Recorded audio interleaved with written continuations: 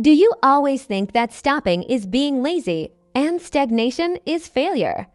You push yourself to be efficient and disciplined, daring not to slack off for a second. But the more tense you are, the more stuck your life becomes.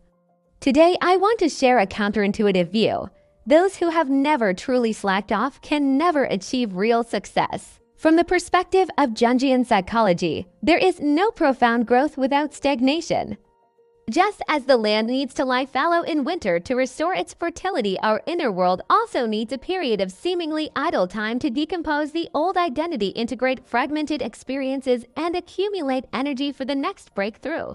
This is exactly what Jung called the process of individuation. A person becomes whole not by constantly piling up achievements, but by learning to integrate the parts that we have repressed and denied, which Jung referred to as the shadow. The first step to integrating the shadow is to learn to step back, to walk out of the persona that caters to the outside world and return to the most primitive and authentic core self. It means you have to allow yourself to take off the mask and let the old identity disintegrate slowly in the dark. Just like a person who has been caught in an endless rat race suddenly quits their job, acknowledging that they hate the endless competition. Someone who switches to art after a gap year, awakening the creative desire that has been repressed for years. These seemingly lazy, empty periods are actually the necessary path to deeply integrate the self. There is no spring without winter, and no light breaking through the soil without precipitation in the dark. If you are in the winter of your life right now, don't pretend to be struggling through summer, but learn to get through the winter well.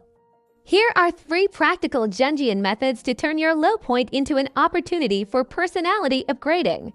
First, stop earnestly. When the guilt and anxiety of stopping hit, firmly tell yourself, "My main task now is to rest." Farmers don't plow the land forcefully in winter, and you don't have to push yourself forward in a low period. Allow yourself to daze and live a useless life, because only the most thorough rest can bring the most thorough recovery. Second, talk to your shadow. Prepare a private diary, and when you feel anxious, jealous, or confused, don't resist these emotions. Record them in the sentence pattern, "A part of me feels _." For example, "A part of me feels jealous of my colleague's success." Then ask yourself in a curious and caring tone, why do you feel jealous? What do you need? What do you want to protect? This conversation will turn inner conflicts into the energy for growth. When you accept these negative emotions, they will no longer be your enemies, but a part of your complete self. Third, block out all the external noise. The worst thing in winter is to stare at others' spring and feel anxious endlessly. You might as well turn off your moments for a while and reduce meaningless social interactions and comparisons. If you still feel flustered, remind yourself, some people are like peach blossoms, blooming brilliantly in spring. Some are like plum blossoms, releasing their fragrance only in winter.